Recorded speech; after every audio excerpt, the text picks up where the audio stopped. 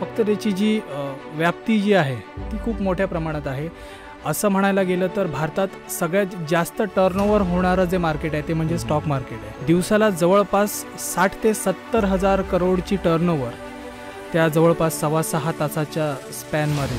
Stock कशासाठी तयार केला जातो, कोण तयार करतं आणि तो कोण खरेदी विक्री करतो. शेअर म्हणजे काय असतो की त्या कंपनीची तेवढ्या प्रमाणातली मालकी आपण त्यांना देऊ करतो. मिळालं त्याच्यावरती काहीतरी मोबदला रिटर्न्स मिळाले तर सोन्याहून पिवळं. कशी सुरुवात करावी आणि स्टॉकमध्ये इन्व्हेस्टमेंट का करावी. आता मी लगेच ट्रेड घेतला आणि आत्ता मला 1 लाख रुपयाचा प्रॉफिट झाला, 2 लाख रुपयाचा प्रॉफिट झाला. ॲक्च्युली ही रिॲलिटी नाही आहे.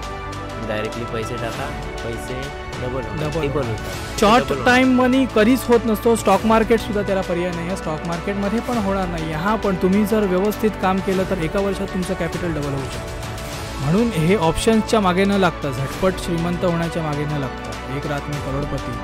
तुम्ही जर सिस्टमॅटिक इन्व्हेस्टमेंट केली तर नक्कीच तुम्ही वयाच्या 40-45व्या वर्षी किंवा 50व्या वर्षी एक हँडसम अमाऊंट तुमच्या अकाउंटला ठेवू शकता.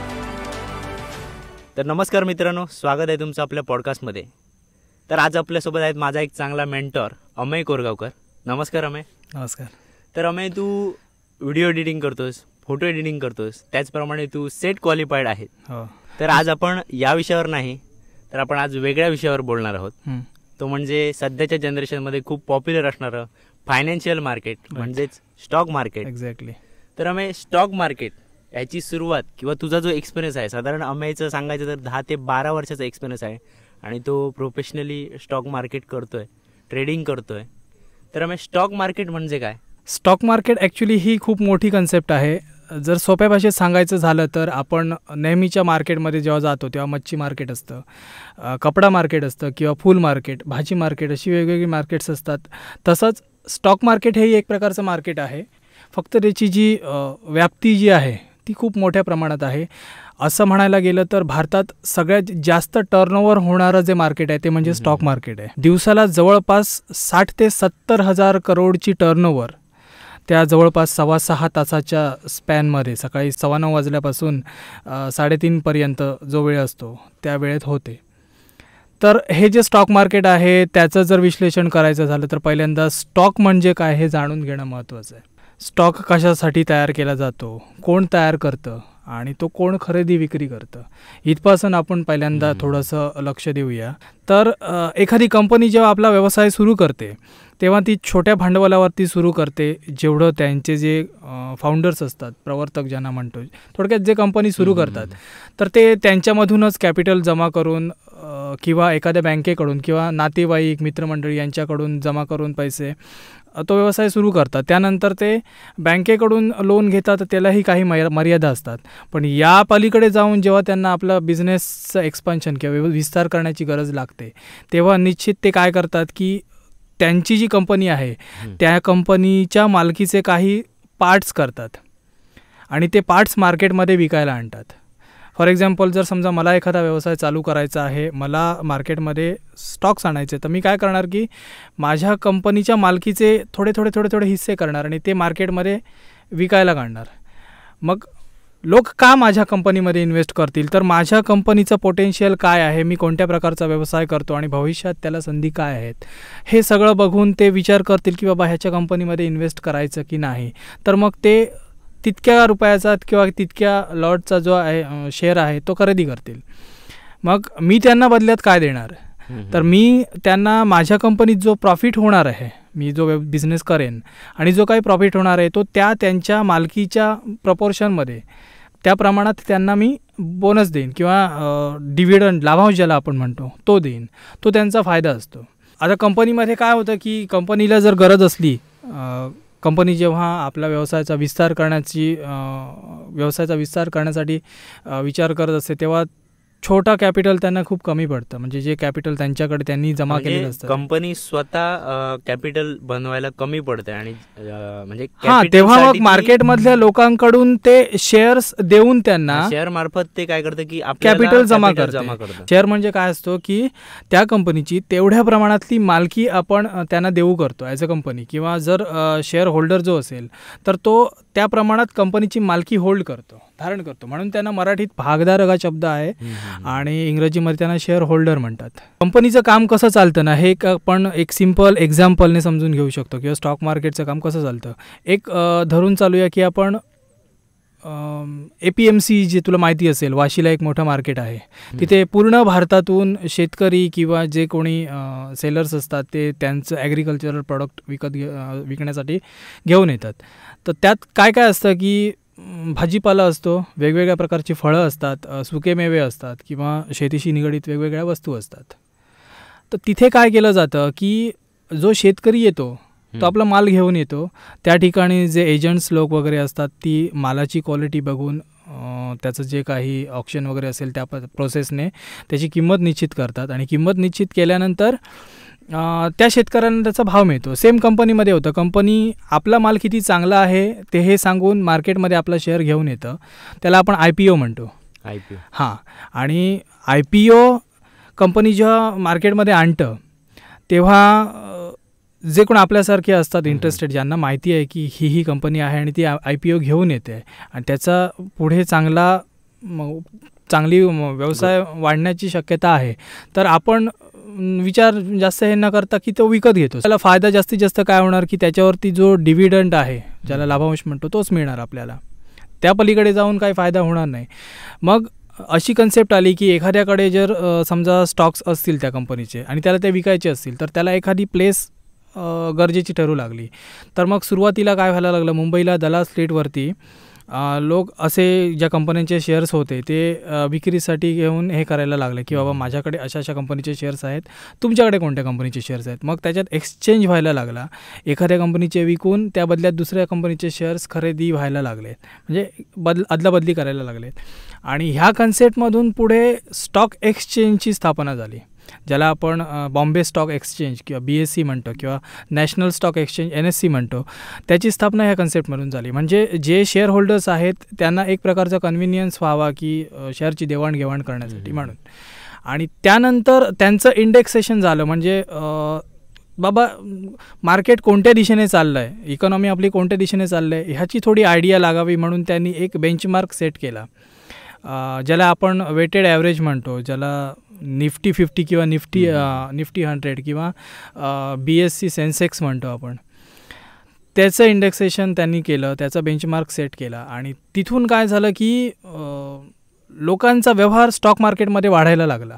त्यांना पोटेन्शियल लक्षात आलं की हां बाबा, एखाद्या कंपनीचा शेअर घेऊन ठेवला, कालांतराने त्याची व्हॅल्यू वाढल्यानंतर आपण विकला तर नक्कीच आपल्याला फायदा होतो. म्हणून इन्व्हेस्टमेंटचा एक अल्टरनेटिव्ह म्हणून त्याच्याकडे बघायला चालू केलं. सुरुवातीला लोक इन्व्हेस्टमेंट कुठे करत असतील, मला वाटतं सोन्यात करत असतील, जमिनीत करत असतील किंवा फार फार तर पोस्टात किंवा बँकेत करत असतील.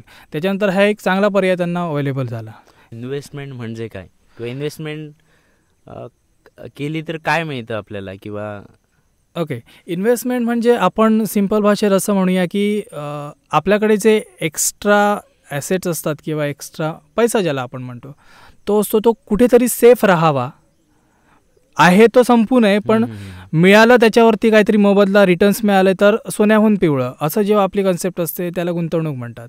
हा झाला पैशाच्या बाबतीत विषय. सेम गोष्ट वेळेच्या बाबतीतही असते. आपण एखाद्या गोष्टीत जेव्हा आपला वेळ गुंतवतो तेव्हा आपल्याला त्याच्याबद्दल रिटर्न्स अपेक्षित असतात की हां, याच्यातून मी काहीतरी शिकेन किंवा याच्यातून काहीतरी आपल्याला मोबदला मिळेल. ही पण एक प्रकारची टाईम इन्व्हेस्टमेंटही आहे आणि मगाशी मी म्हटलं तशी मनी इन्व्हेस्टमेंट पण आहे. आता मनी इन्व्हेस्टमेंट म्हणशील तर जे ट्रेडिशनल सगळे वेज आहेत ते तुला आत्ता सांगितलेत. RD करतो आपण, FD करतो बँकमध्ये, सेव्हिंग्समध्ये असतात, त्याच्यानंतर सोन्यात गुंतवणूक करतो, जमिनीमध्ये गुंतवणूक केली जाते बऱ्याच वेळी. काही वेळा रिअल इस्टेटमध्ये प्रॉपर्टीज घेऊन ठेवल्या, ज्यांच्याकडे जास्त पैसा असतो ते प्रॉपर्टीज घेऊन ठेवतात.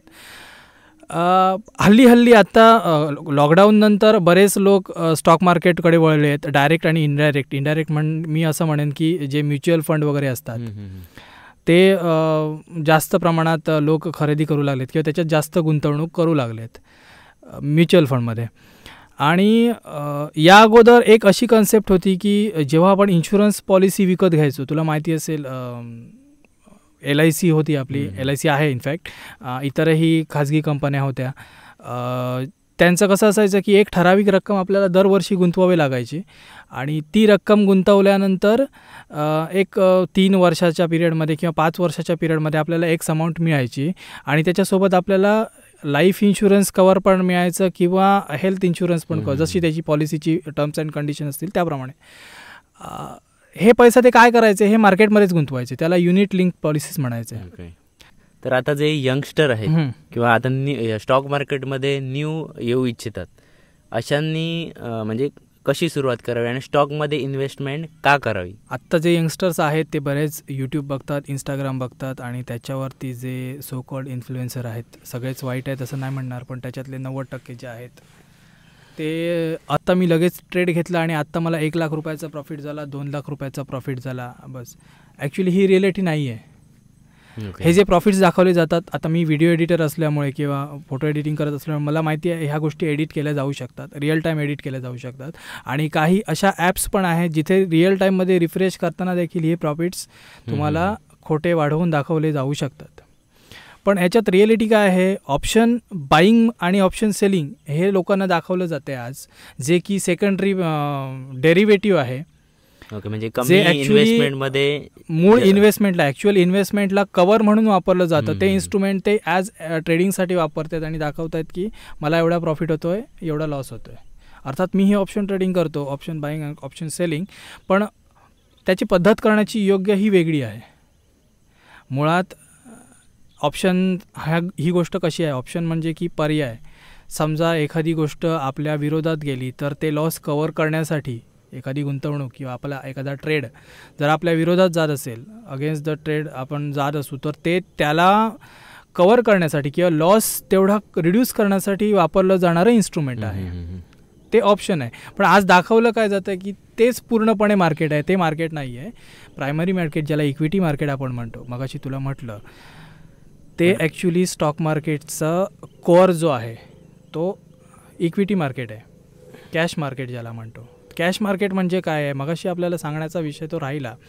जेव्हा हे प्रायमरी स्टॉक होल्डर्स म्हणजे जे IPOs घेतात किंवा कंपनीचा डायरेक्ट स्टॉक IPOमधून खरेदी करतात, तुला देखील माहिती असेल झोमॅटोचा मध्ये IPO आलेला, लोकांनी खरेदी केला होता. मध्यंतरी लॉकडाऊनच्या वेळेत बऱ्याच IPOचं ट्रेंड आला होता, आत्ताही आहे, पण लोकांचा तेवढा टेंडन्सी नाही आहे की बाबा IPOमध्ये गुंतवणूक करायची.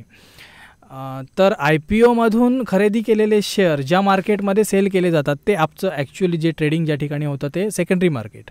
IPOचं जे मार्केट आहे ते प्रायमरी मार्केट आहे. म्हणजे तिथून कंपनीला थोडक्यात फंड्स अवेलेबिलिटीसाठी प्लॅटफॉर्म मिळतो IPOमधून, ज्याला प्रायमरी मार्केट आपण ज्याला म्हणतो ते. आणि प्रायमरी मार्केटमध्ये खरेदी केलेले शेअर कुठेतरी विकावे लागणारच आहेत. बरोबर, नुसते घेऊन तर ठेवू शकत नाही आपण.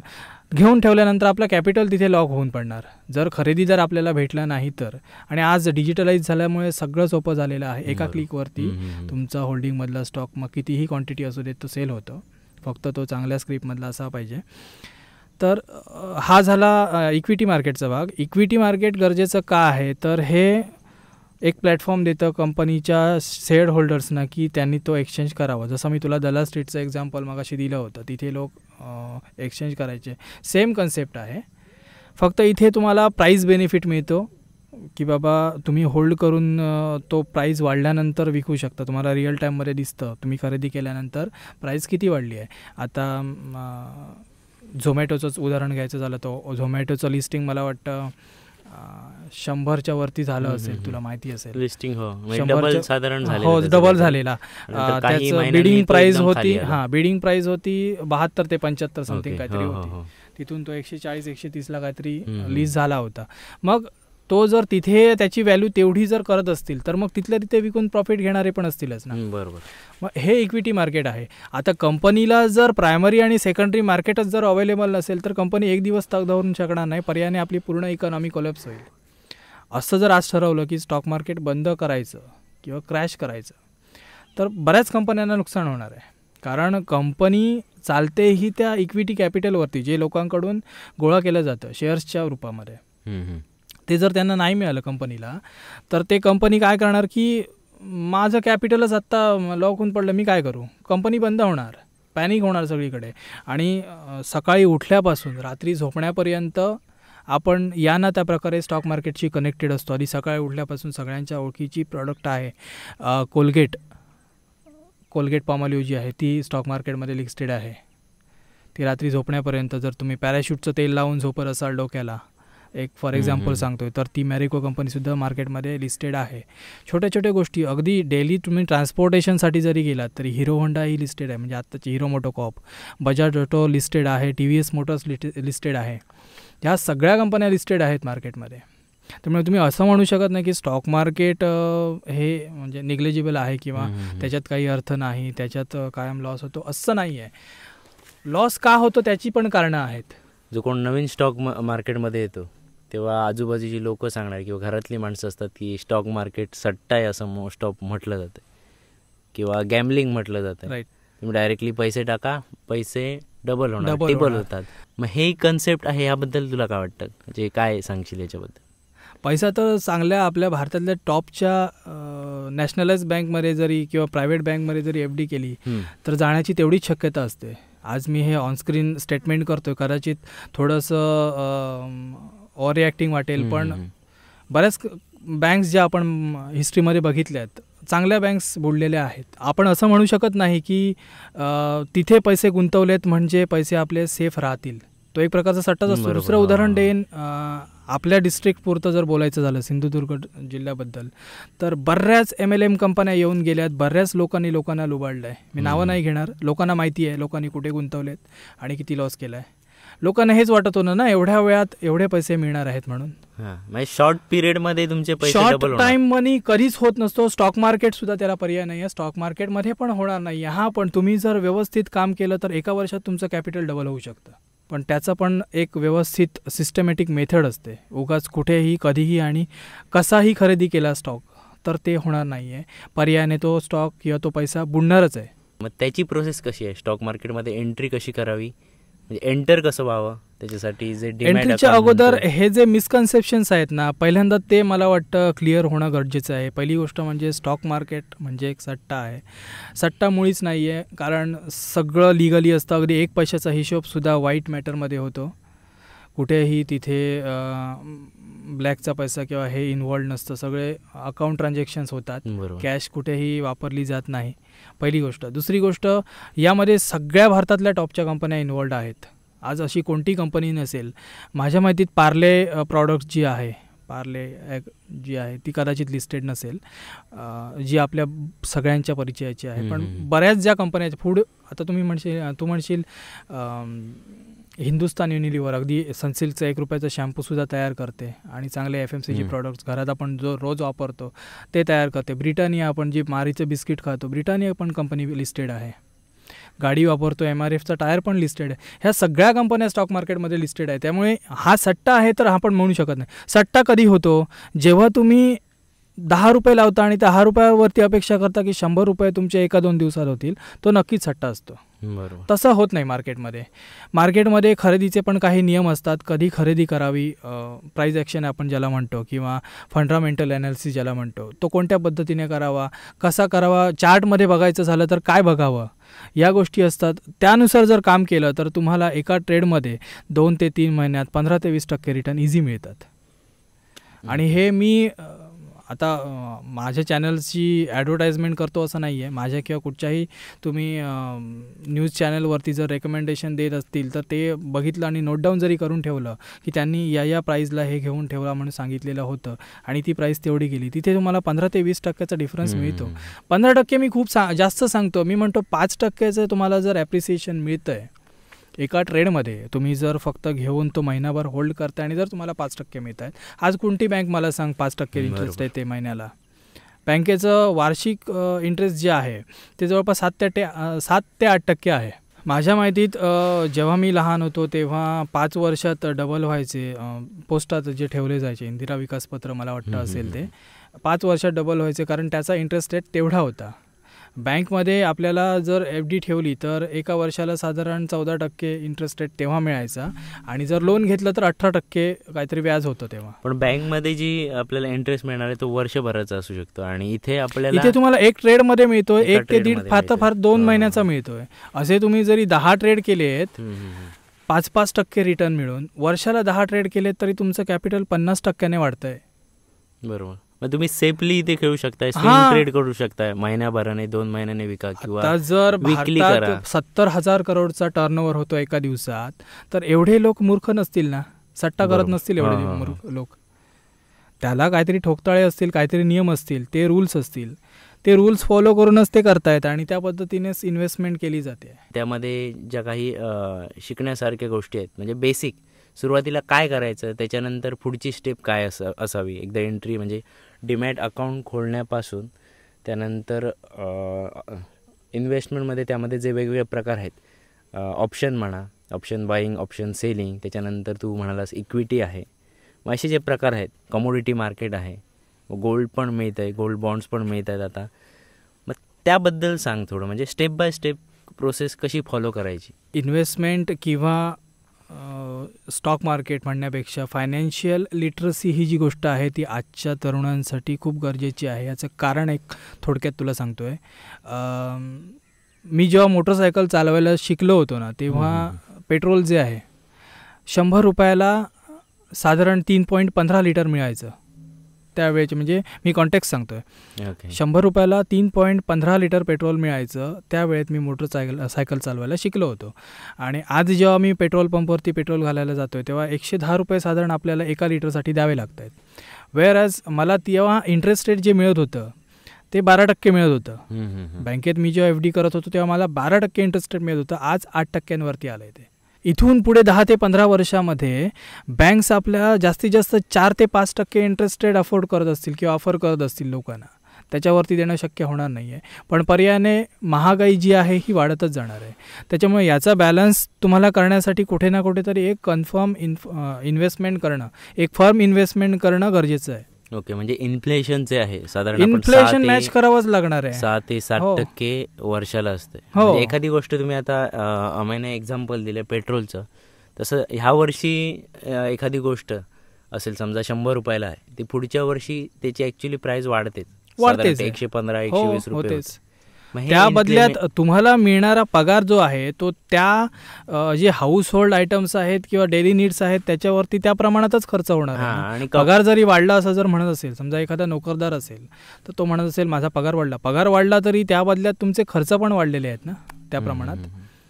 त्याचा पण विचार केला पाहिजे. पैसे असतील आणि तुम्हाला बँकेमध्ये 5% 60% जर इंटरेस्ट रेट मिळत असेल तर ते पैसे साधारण म्हणजे आहेत तेवढेच राहण्यासारखे आहेत तेवढेच राहणार आहेत. त्याचा काही फायदा होणार नाही. फक्त तुमचे पैसे सेफ राहतील. ते पण डिपेंड ऑन ती बँक किती परफॉर्म चांगलं करते. असं होऊ शकतं ना, आपण फर्मली सांगू शकत नाही कुठचीही बँक ही चांगली परफॉर्म करेल आणि तिथे माझा पैसा सुरक्षित आहे. म्हणजे इन्व्हेस्टमेंट करताना एकाच ठिकाणी इन्व्हेस्टमेंट न करता तुम्ही वेगवेगळ्या ठिकाणी डायव्हर्सिफाईड केली पाहिजे. वेगवेगळ्या ॲसेट्समध्ये तुमची इन्व्हेस्टमेंट डायव्हर्सिफाईड केली पाहिजे आणि त्याला जेवढी लवकर तुम्ही वयाच्या सुरुवात कराल तेवढं चांगलं आहे. म्हणून हे ऑप्शन्सच्या मागे न लागता, झटपट श्रीमंत होण्याच्या मागे न लागता, एक रात में करोडपती, तुम्ही जर सिस्टमॅटिक इन्व्हेस्टमेंट केली तर नक्कीच तुम्ही वयाच्या 40-45व्या वर्षी किंवा 50व्या वर्षी एक हँडसम अमाऊंट तुमच्या अकाउंटला ठेवू शकता. एक तुला कंपाऊंडिंगचं एक्झाम्पल देतो. थोडंसं अतिशयोक्तीचं आहे पण कंपाऊंडिंग काय आहे तुम्हाला समजेल. एकदा अकबर बिरबलाचा दरबार, तुला अकबरच्या आणि बिरबलच्या गोष्टी माहिती असतील. त्या दरबारामध्ये एक विद्वान माणूस येतो परदेशातून. तो त्याची जी कला आहे ती सादर करतो वेगवेगळ्या प्रकारचे. तो एक मॅथमॅटिशियन असतो आणि म्हणजे ह्याच्यातला गणितातला एक्सपर्ट असतो. तो वेगवेगळ्या गोष्टी तिथे सादर करतो आणि राजा वगैरे खुश होतो त्या कलेवरती. आणि तो त्याला सांगतो की बाबा बिरबल, अकबराचा तुला माहिती आहे, खुश झाल्यानंतर काय वाटेल ते माग म्हणून सांगतो. तो सांगतो की माग, तुला काय वाटेल ते माग, मी देईन. तर ठीक आहे म्हणतो. तर काय तुझं मागणं आहे? तर तो काय म्हणतो, फार काही नाही मला अपेक्षा म्हणाला महाराज, मला फक्त आज गव्हाचा 1 दाणा द्या, उद्या गव्हाचे 2 दाणे द्या, परवा गव्हाचे 4 दाणे द्या. असं तुम्ही काय करा, दर दिवशी गव्हाच्या दाण्यांची संख्या दुप्पट करत चाला, असे मला तुम्ही दाणे द्या. तर अकबराला वाटतं मागून मागून काय मागितलं आहे, गव्हाचे दाणे, ते पण 1, 2, 4, 8 असे मागतोय. तर ठीक आहे म्हणाला, मी देतो म्हणायला. तेवढ्यात बिरबलाने त्याला थांबवलं. थांबा महाराज, हे कबूल करू नका, हे कबूल केलं तर तुमच्या पूर्ण राज्यात दुष्काळ पडेल आणि तुम्हाला खायलासुद्धा गहू शिल्लक राहणार नाही. तर हा म्हणाला हे असं कसं शक्य आहे. अकबर म्हणाला हे असं कसं शक्य आहे. तर महाराज म्हणाला तुम्ही जर गणित करून बघितलं ना तर गव्हाचे 15,000 दाणे मिळून गव्हाचा 1 किलो बनतो. असं जर तुम्ही जर सांगितलं ना मी देतो म्हणून तर जवळपास 20 ते 30 दिवसामध्ये आमचं पूर्ण धान्याचं कोठार खाली होईल आणि पूर्ण आपल्याला राज्यातून गहू आणून त्याला द्यावा लागेल.